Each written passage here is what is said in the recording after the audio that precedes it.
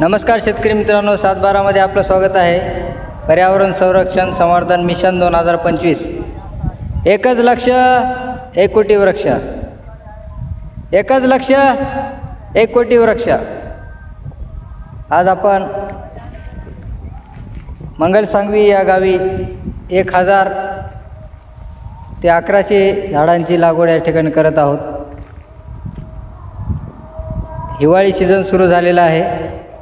या भागामध्ये आपले 1100 झाडांची लागवड होत आहे.